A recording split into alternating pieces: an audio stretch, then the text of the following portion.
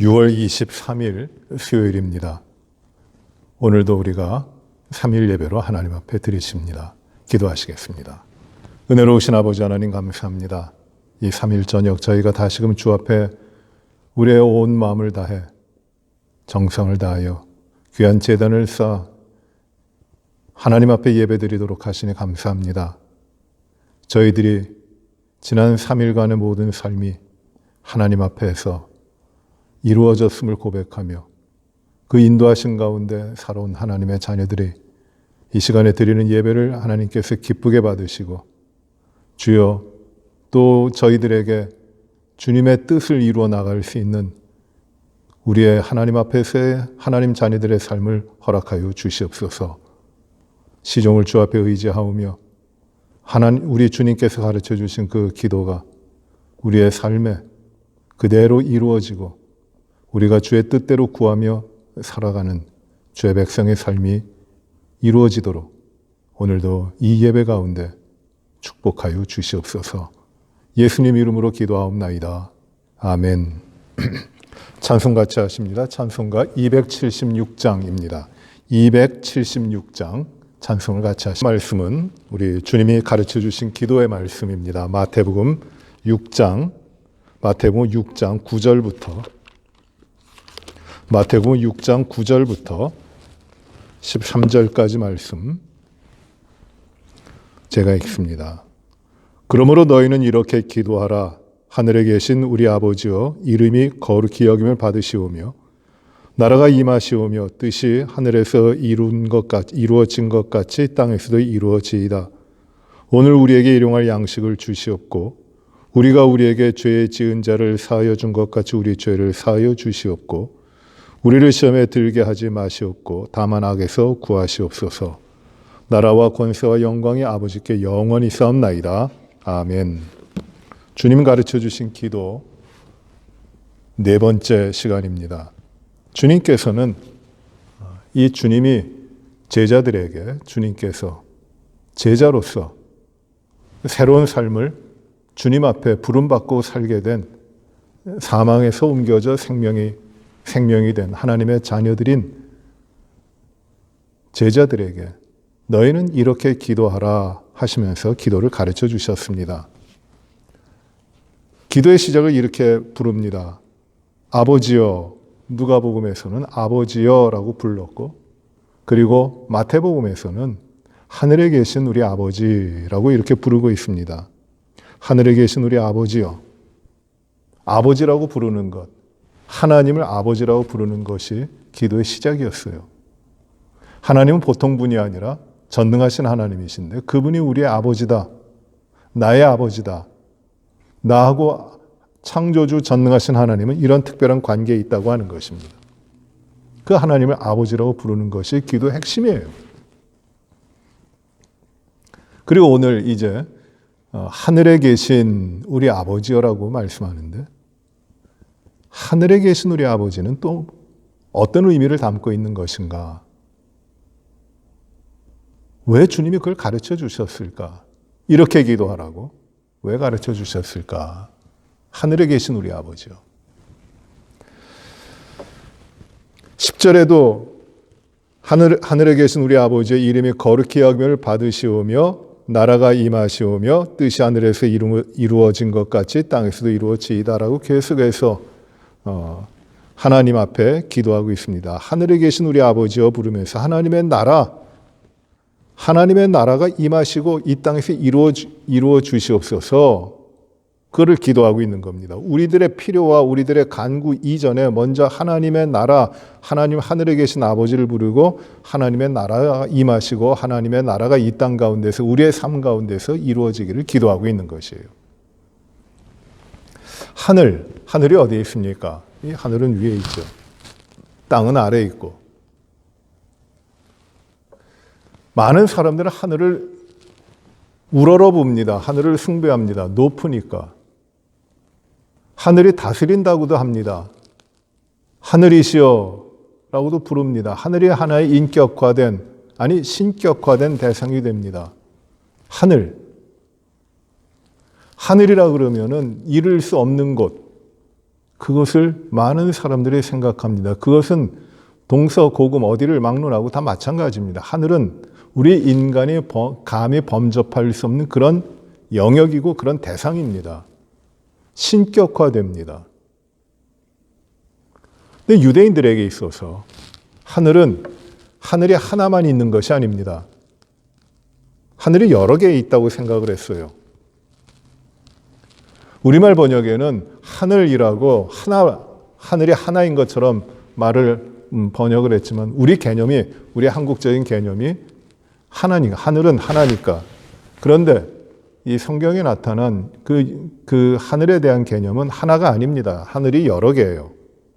그래서 창세기에 보시더라도 하나님이 태초에 천지를 창조하셨느니라 할 때 그 천지, 하늘과 땅을 창조하셨을 때 그 하늘이 단수, 하늘 하나가 아니라 여러 하늘들입니다. 복수예요. heavens하고 이 복수를 썼습니다.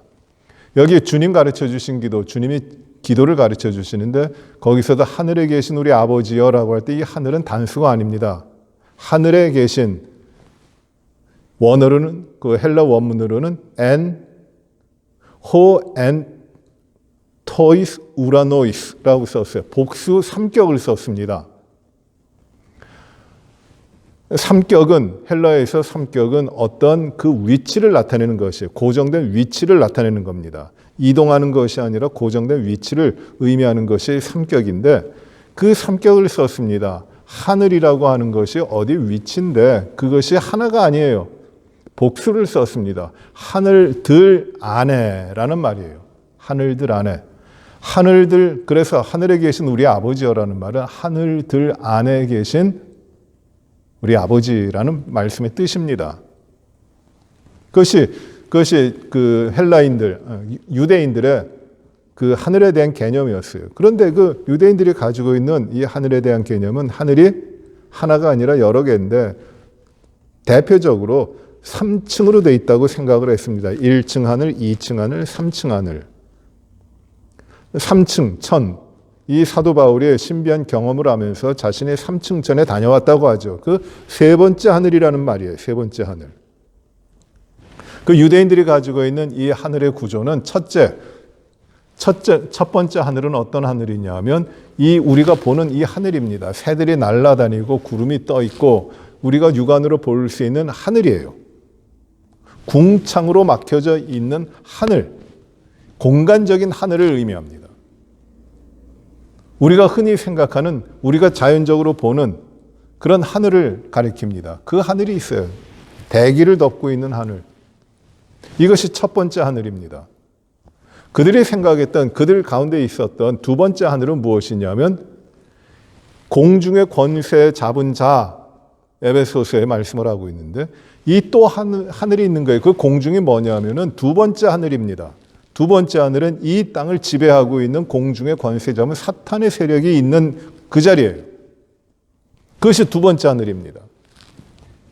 그래서 이 공중의 권세 잡은 자가 두 번째 하늘에 있는데 그 두 번째 하늘이 이 첫 번째 하늘, 이 궁창 아래에 있는 이 하늘을 그 안에 살아가고 있는 사람들의 삶을 지배하고 있는 것이에요.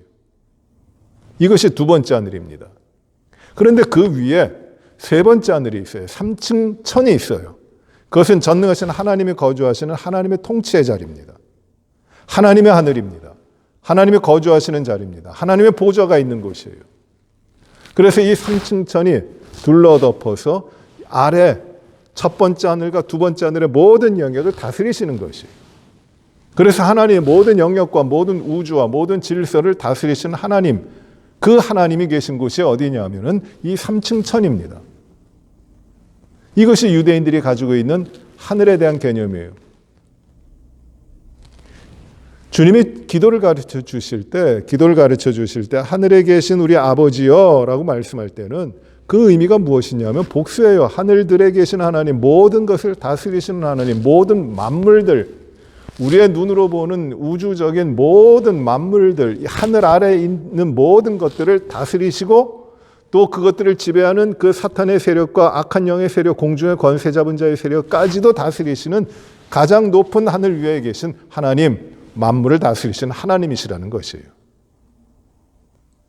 그러니 하나님이 위치적으로만 높은 하늘에 계시는 하나님, 우리는 땅에 있는 인간, 그것만을 의미하는 것이 아니라 모든 것을 다스리시는 하나님, 그리하여 모든 것이 경배하고 모든 피조물들이 예배하고 찬양할 수밖에 없는 그 하나님을 말씀하고 있는 겁니다. 그런데 이 하늘은 하나님이 창조주로 통치하십니다. 하나님이 지배하십니다. 하나님이 전능자로서 모든 만물을 다스리시는 하나님이세요. 그래서 우리 주님께서는 기도를 가르쳐 주시면서 하늘에 계신 우리 아버지, 모든 것을 다스리시는, 모든 것을 통치하시는 그 하나님을 부르고 있는 것이에요. 그 하나님께 기도하는 것이에요. 그냥 천지신명이여 하고 이 땅에 있다고 생각되는 그 신명들에게 기도하는 것이 아닙니다. 하늘을 바라보고, 궁창 아래에 있는 하늘을 바라보고 청수를 떠놓고 그 아래 비나이다 비나이다 하면서 기도하고 있는 것이 아니에요. 하늘에 계신 우리 아버지, 모든 것을 다스리시고 모든 것을 통치하시는 하나님 아버지요, 그 하나님을 가르쳐 주시며 그 하나님께 기도하도록 하시는 것이에요. 그러니 이 기도가 얼마나 위대합니까? 누구나 알 수 있는 것이 아니죠. 그런데 존재론적인 구별이 있어요. 하나님은 하늘에 계신, 높은 하늘에 계신 하나님, 멀리 계신 하나님이라는 뜻이 아니에요. 가장 위대하시고 가장 존귀하시고 가장 능력 있으신 하나님, 모든 것을 지배하시는 하나님이 하늘에 계세요. 그런데 우리는 어디에 있습니까? 이 땅에 있는 것이에요. 창조주 하나님, 전능하신 하나님과 피조물 인간의 넘을 수 없는 이 존재론적인 차이, 비교가 되지 않는 이 차이를 말씀하고 있는 것입니다. 창조주 하나님과 피조물. 이 구조가 굉장히 매우 중요합니다. 하나님을 이해하고 우리 인간을 이해함에 있어서 전능하신 하나님과 피조물인 인간, 창조주와 피조물의 이 건널 수 없는 unpassable bridge, unpassable gap이 있어요. 넘어갈 수 없는 그 차이가 있어요. 그건 어떻게든 넘어갈 수 있는 것이 아니에요. 그것을 고백하는 것이에요. 그렇기 때문에 하나님은 전능하시고 우리는 연약한 것이에요. 우리는 이 땅 가운데 머물러 있는 것이고 하나님은 하늘 위에 계신 하나님이시라는 것이에요. 이 본질적인 존재론적인 차이가 있는 것입니다. 인간이 하나님과 같이 되려고 해서 하나님과 같이 될 수가 있는 것이 아니에요. 건널 수 없는 창조주와 피조물의 간격이 있는 것이에요. 그래서 피조물인 사람이 하나님과 같이 되려고 했다? 이것이 무엇입니까? 이게 하나님이 가장 싫어하시는 죄악이에요. 하나님과 같이 인간이 되려고 했다? 이게 교만이라고 하는 죄악이고 하나님을 없이 여기는 그 죄악입니다. 인간은 절대 피조물이기 때문에 하나님과 같이 되지를 못해요. 우리 인간의 본분이 무엇이냐면 하늘에 계신 하나님 앞에 우리는 겸손히 하나님을 인정하고 하나님 앞에 우리의 삶을 의지하며 하나님이 나의 모든 것이 되신다 고백하며 살아가는 것이 첫 번째예요. 웨스트민스터 신앙고백 요리문답 첫 번째 문답이 뭐냐면은 바로 이겁니다. 인간의 본분이 무엇인가? 그것은 하나님을 기뻐하며 영원히 그를 찬양하는 것이라고 했어요. 다른 것 아니에요. 하나님을 기뻐하는 것이에요. 창조주 하나님. 하나님과 같이 되려고 하는 것이 아니라 하나님과 나의 넘을 수 없는 그 간격, 차이, 본질적인 존재론적인 구별됨을 겸손히 인정하고 하나님 앞에 있는 부족한 피조물 인간으로서 남아있는 것이에요. 그리고 하나님을 바라보는 것이에요. 그 하나님 앞에 내가 있다고 하는 것이 기쁨이 되는 것이에요. 그래서 피조물로 영원하신 하나님, 높고 높으신 하나님, 위대하신 하나님을 찬양하는 겁니다. 이게 인간의 본분이에요. 사람의 본분이 바로 그겁니다. 지금 그것을 가르쳐주고 계시는 것이에요. 그리고 이 차이는 본질적인, 근본적인, 존재론적인 차이. 적적적 하면 말이 참 어려워지는데, 근데 의미가 분명하잖아요. 하나님과 우리 인간의 차이예요. 그런데 이 차이는 어떤 또 의미가 있냐면, 하나님은 우리 인간의 삶에 초월해 계세요. 초월자예요. 멀리 계신, 우리 인간의 삶에 다 들어오지 않으시는, 인간의 삶과는 단절돼서 들어오실 필요가 없는, 간섭하지 않는 초월자입니다. 트랜센덴스예요. 그런데 우리 인간은 무엇입니까? 낮은 자들이에요. 낮은 자들입니다. 하늘과 땅의 차이가 있는 것이에요. 그런데 하나님께서는 인간의 편으로서는 하나님께 올라갈 길이 없는데 하나님께서 그 길을 열으시고 초월자가 인간 안으로 들어오신 것이에요. 하나님의 내재가 되신 것입니다. 이마넨스라고 이야기하는데 굉장히 중요한 겁니다. 하나님의 초월성과 하나님의 내재성. 하나님이 초월적인 전능하신 하나님이 우리 인간의 유한한 인간 가운데 들어오신 것이에요. 우리 인간이 하나님께 나아갈 길은 없지만 하나님이 우리 가운데 들어오신 것이에요. 이것이 우리들의 삶을 변화시킨 것이고 우리들의 삶에 하나님이 들어오심으로 말미암아 우리가 하나님과 같이 살아갈 수 있는 하나님의 백성이 된 겁니다. 이걸 가리켜 무엇이라고 이야기하냐면 우리의 인간의 힘으로는 이루어질 수 없는 것이기 때문에 그것을 가리켜 은혜라고 하는 것이에요. 하나님, 초월적인 하나님이 우리 인간 가운데 들어오셨다. 내 안에 하나님이 들어오셨다. 하늘에 계신 우리 아버지여라고 부를 때 이 하늘에 계신 엄청난 하나님이 나의 아버지이세요. 내 안에 들어오신 것이에요. 나와 관계를 맺고 계신 것이. 이건 은혜라는 겁니다.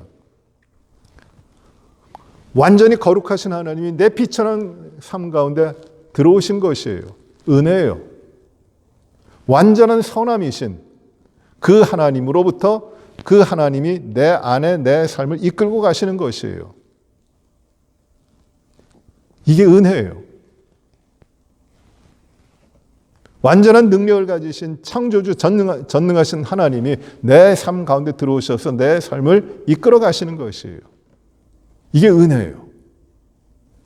우리 인간의 편에서는 있을 수 없고 만들어질 수 없고 생각조차 할 수 없는 그런 것들이 하나님께서 우리에게 들어오심으로 이루어진 겁니다. 그게 은혜라는 것이에요. 은혜가 다른 데 있는 것이 아니에요. 놀라운 일입니다.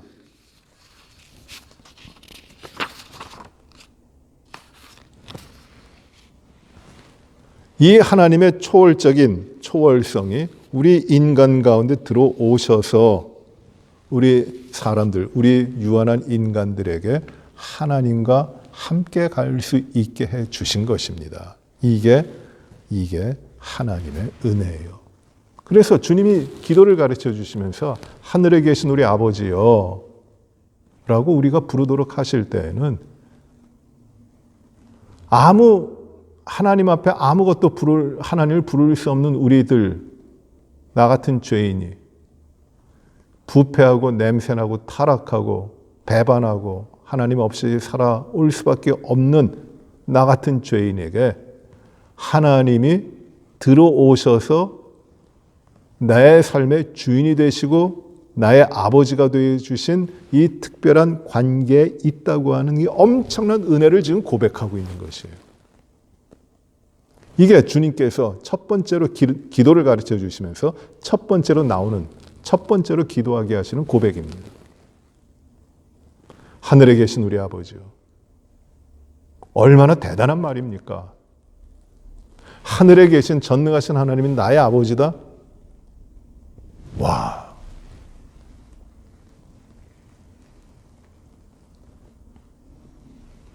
일국의 대통령의 아들이라 그래도 엄청난 파워를 가지는데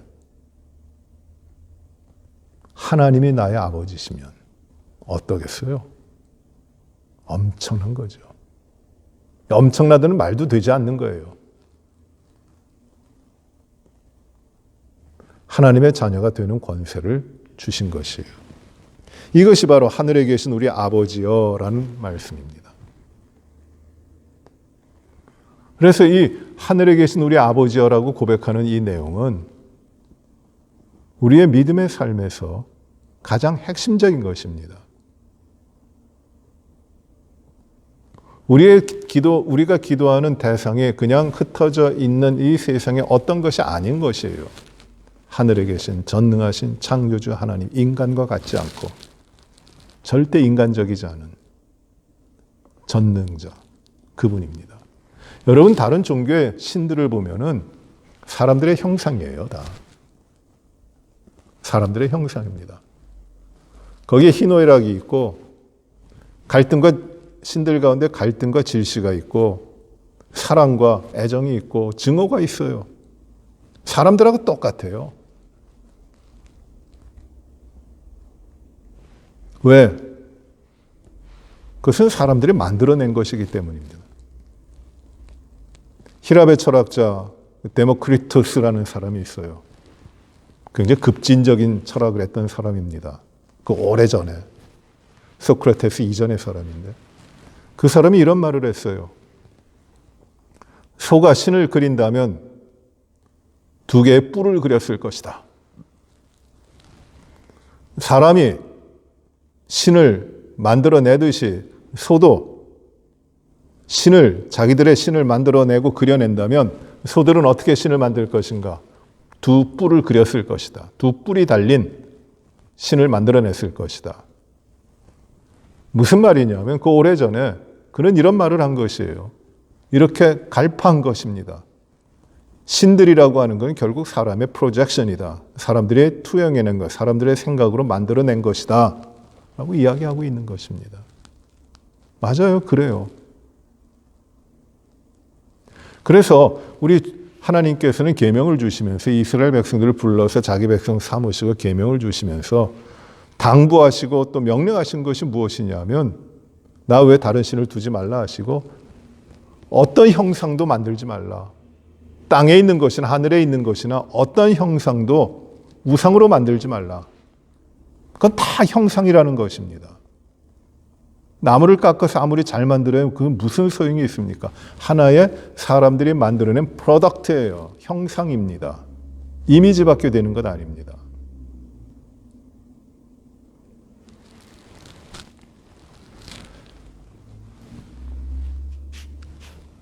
오직 하나님, 전능하신 하나님만을 믿게 되는 것이에요. 하늘에 계신 전능하신 하나님이 나의 아버지다. 우리 아버지다. 기독교가 말이죠. 기독교가 예수님께서 이제 대속의 죽음을 죽으시고 부활하셨어요. 그리고 승천하신 후에 교회가 오순절 강림으로 성령 강림으로 교회가 시작됩니다. 초대교회예요. 예루살렘에서 작게 시작됐습니다. 그런데 하루에 3,000명 이상 회개하는 역사들이 계속 일어납니다. 부흥합니다. 교회가 확장돼요. 믿는 사람들이 많아집니다. 그리고 스데반이 순교하게 돼요. 핍박도 많은데 스데반이 예루살렘에서 순교하게 될 때 그 순교 박해를 피하여 많은 사람들이 예수 믿는 사람들이 세계 각지로 흩어집니다. 가는 곳마다 예수 그리스도의 복음을 전하고 교회가 세워지고 하나님을 예배하게 되고 믿는 자들이 각 지역에 많아집니다. 놀라운 역사가 일어납니다.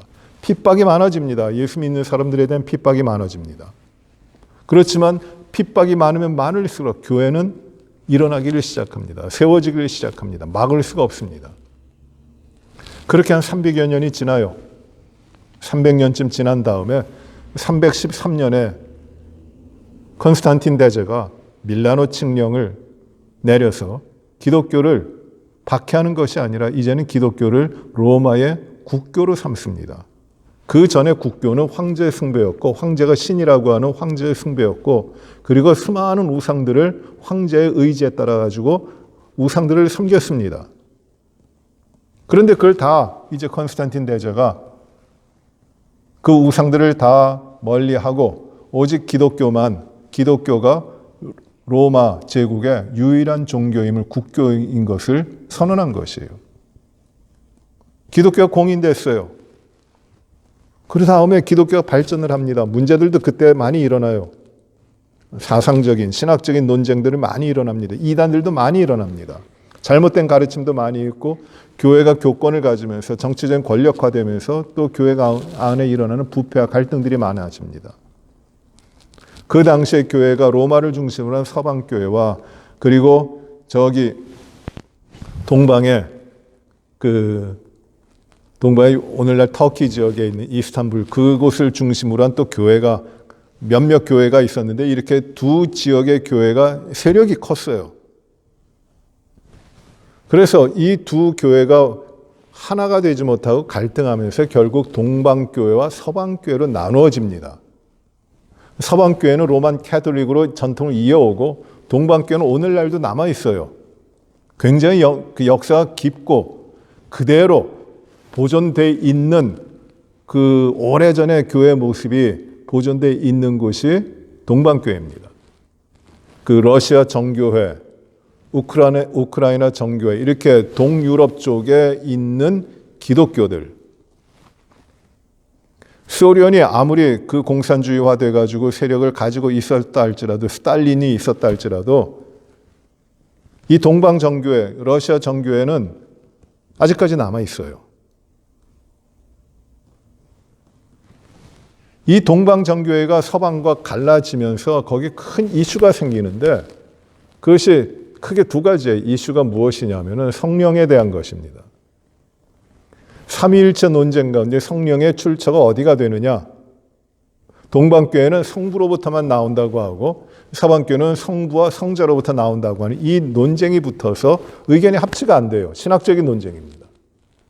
또 동방과 서방교회가 갈라지게 된 두 번째 요인은 큰 요인 중에 두 번째는 무엇이냐면 이 이미지 숭배에 대한 문제예요. 이미지 숭배는 무엇이냐면 교회 안에서 교회 믿음의 생활 가운데 어떤 형상이라든지 그것을 예배의 대상, 신앙의 대상으로 삼을 것인가에 대한 논쟁입니다. 서방교회는 그거를 제한했어요. 몇 개는 있지만은 제한했습니다. 동방교회는 그거를 용인했어요. 상당히 많이 이미지가 남아 있습니다. 이미지 숭배를 합니다. 그래서 서방교회 로만 캐톨릭으로 이어진 서방교회와 동방교회를 비교해 보면은 서방교회도 아직까지 남아 있지만은 동방교회도 그 동방 정교회 가시면은 그 안에 있는 이미지들이 굉장히 많아요. 성상들도 많고 그래서 동방교회는 예배할 때 그 주교가 앞에 나올 때 예배를 인도하기 위해 나올 때 그 앞에 주교 앞에 이렇게 무엇이라고 합니까? 복사라고 하나요? 그 예배를 돕는 그 어린 아이들 또는 그 조수들이 이렇게 들고 나오는 것이 있어요. 그것이 무엇이냐? 이미지입니다. 성상. 굉장히 중요한 것이에요. 그걸 걸어놓기도 하고 보존하기도 하고 그렇게 해서 하나의 거룩한 숭배의 대상, 성물로 여깁니다. 그런데 그 수가 서방교회는 좀 적어요. 이미지에 대한 문제입니다. 종교개혁이 되면서 서방교회로부터 갈라져 나오는 프로테스탄티즘, 이 종교개혁을 하면서 그 가지고 있던 서방교회 그 남아있던 이 모든 이미지들을 다 없애버립니다. 우리 교회, 오늘날 우리 교회에 남아있는 이미지가 있다면은 무엇이냐면 한 가지밖에 없어요. 우리 개혁교회 가운데. 그건 무엇이냐면 십자가밖에 없어요.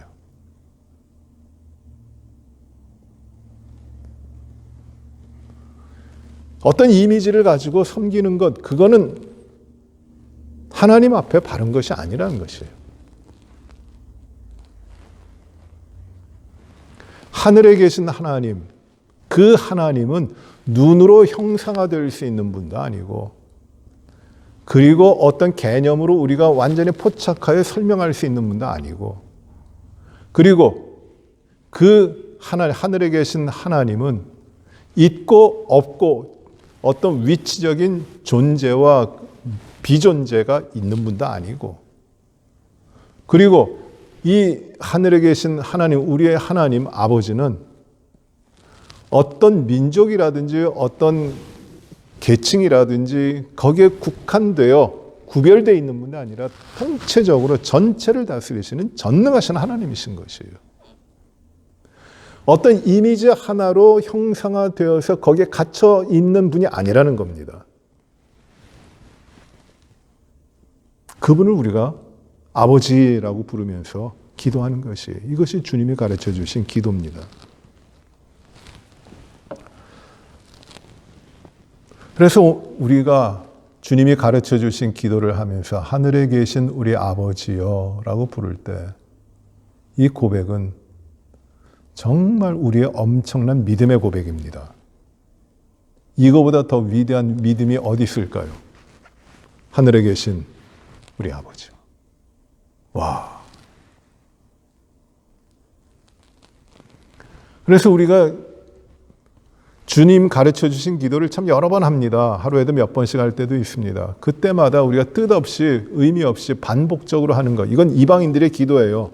너희는 이렇게 기도하지 말라고 주님이 가르쳐 주신 것입니다. 우리가 이 주님이 가르쳐 주신 기도를 할 때마다 이 기도의 의미를 깊게 생각하고 정말 하나님, 전능하신 하나님, 내 삶에 들어오신 나의 아버지 하나님이심을 고백하고 믿고 그 안에 들어가는 것이 얼마나 위대합니까? 이 다음 시간에 이 하늘에 계신 아버지, 그 하나님이 우리들의 삶에 들어오셔서 하나님의 나라를 이루게 하시고 이 땅 가운데 하나님의 나라가 임하여 지기를 간구하고 있는데 그 기도의 내용을 좀 자세하게 보려고 그래요.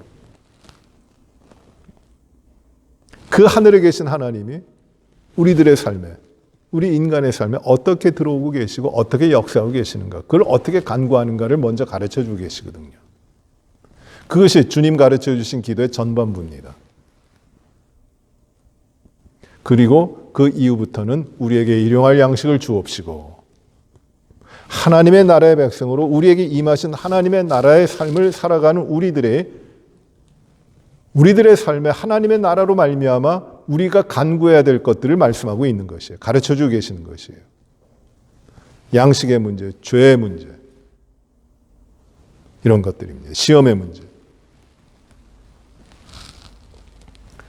사랑하는 성도 여러분, 하나님이 어디 계십니까? 우리 안에 계세요. 멀리 계신 하나님만이 아니라 우리 안에 함께 하시는 하나님이십니다. 그 하나님이 어떤 분이세요? 바로 만물을 창조하시고 만물을 주관하시고 운행하시는 전능하신 하나님이십니다. 그분이 내 안에 들어오셨고 우리라고 하는 믿음의 공동체 가운데 들어오셨고 우리가 이 하나님으로 말미암아 함께 살아가는 커뮤니티, 공동체가 되었고 그리고 하나님의 역사하심 가운데 우리가 우리의 삶을 영위해 나갈 수 있는 하나님의 부르심을 받은 자가 되어 이제 우리는 다르게 간구하는 것이 아니라 다른 어떤 대상에게 간구하고 기도하는 것이 아니라 하늘에 계신 우리 아버지, 그 하늘에 계신 하나님이 나의 아버지시다. 내 삶에 들어와 계신 나의 아버지시다. 그것을 고백하며 간구하는 것입니다.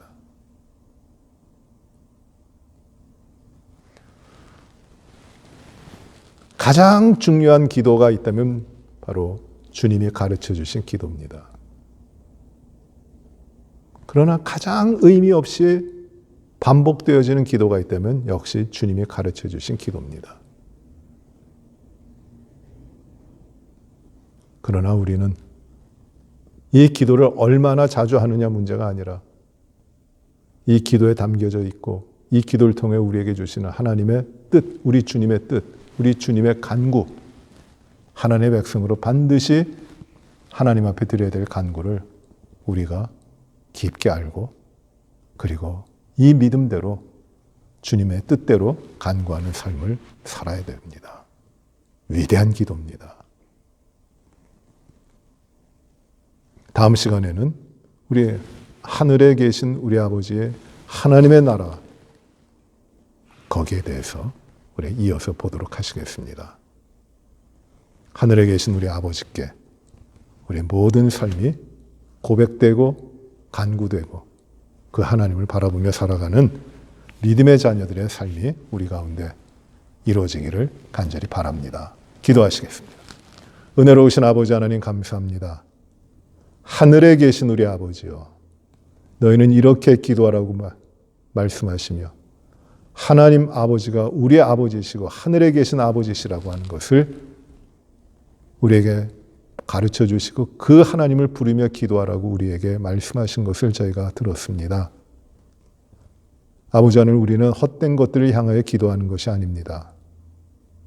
하늘에 계신 전능하신 하나님, 우리 아버지, 이 땅의 어떤 것으로도 형상화되실 수 없고 이 땅의 어떤 것으로도 대치될 수 없는, 건널래야 건널 수 없고 움직일래야 움직일 수 없는 하나님, 전능하신 하나님이 우리의 아버지, 우리의 삶에 들어오신, 우리의 삶을 주장하신 우리의 아버지이심을 고백하는 이 기도가 우리의 모든 삶 가운데 하나님 앞에 드려지고 또 하나님께 응답되게 하여 주시옵소서. 하늘에 계신 우리 아버지께 하나님의 자녀로 드리는 우리의 모든 간구가 하나님의 뜻 가운데 아름다운 열매들로 맺혀지도록 저희 모든 기도를 축복하여 주시옵소서. 우리의 삶이 하나님 앞에 하나님의 자녀로 하늘에 계신 우리 아버지 앞에 살아가도록 하나님 저희를 이끌어 주시고 세상에 어떤 것 두려워하지 않고 세상의 다른 것들 가운데 유혹받지 않고 흔들림 없이 오직 주님만 바라보며 주님 앞에서 우리의 믿음의 삶을 굳건히 살아가는 저희들 모든 삶이 되게 하여 주옵소서. 감사드리며 모든 것을 의지합니다. 영광 거둬 주시옵소서. 예수님 이름으로 기도하옵나이다. 아멘. 하늘에 계신 우리 아버지여, 이름이 거룩히 여김을 받으시오며 나라의 임하옵시며 뜻이 하늘에서 이루어진 것 같이 땅에서도 이루어지이다. 오늘날 우리에게 일용할 양식을 주옵시고 우리가 우리에게 죄 지은 자를 사하여 준 것 같이 우리의 죄를 사하여 주옵시고 우리를 시험에 들게 하지 마옵시며 다만 악에서 구하옵소서. 대개 나라와 권세와 영광이 아버지께 영원히 싸움나이다. 아멘.